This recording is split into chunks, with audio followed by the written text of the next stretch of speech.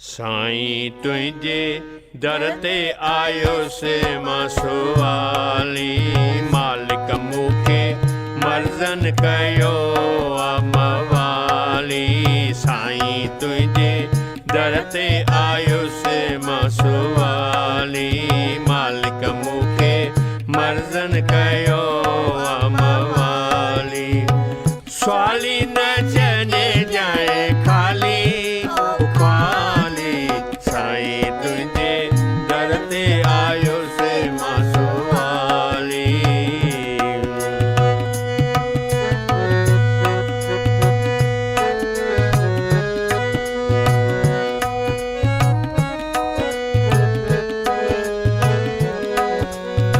सूरन मुंहिंजी सुरती सताई दुखड़न दाता दिलड़ी दुखाई। सानी अनाई कर तू सणाई सभिनी तुझी साख सुनाई। दीन दुनिया जो तू वाली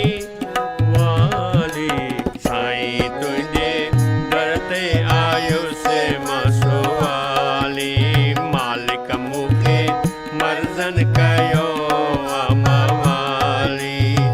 स्वाली न छॾे जाए खाली खाली साईं तुझे दर ते आयो से मसवाली।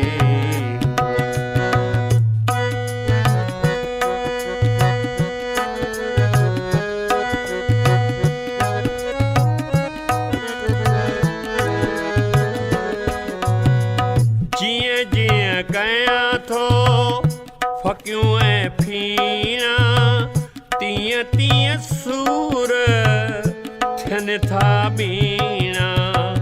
हाल कया आहिनि मर्ज़न हीणा लाहींदे तूं लाखीणा।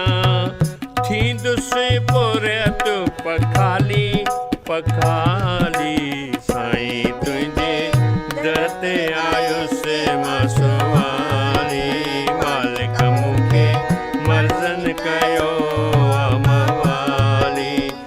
स्वाली न छॾे जाए खाली खाली साईं तुझे दर ते आयो से मसवाली।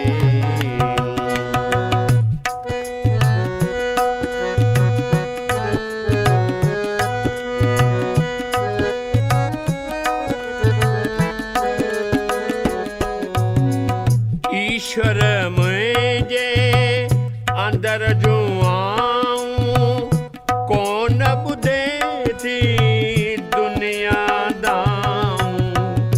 बंदि ॾिसां थो वसीला वाऊं साजन सुणंदे से घुसदाऊं। खावंद बख़्श खुशहाली खुशहाली साईं तुझे दर ते आयो से मसवाली मालिक मूंखे मर्ज़न कयो अमवाली। स्वाली न छॾे जाए खाली खाली साईं तुझे दर ते आयो से मसवाली।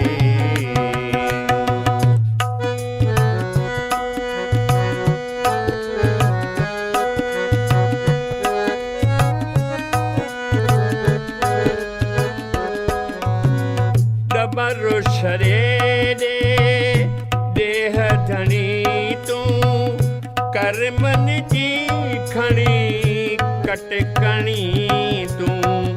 भावी मिटाइजे बाबो बणी तूं कर पैलाज ते कृपा खणी तूं। अॻु बि दया तो हुई पाली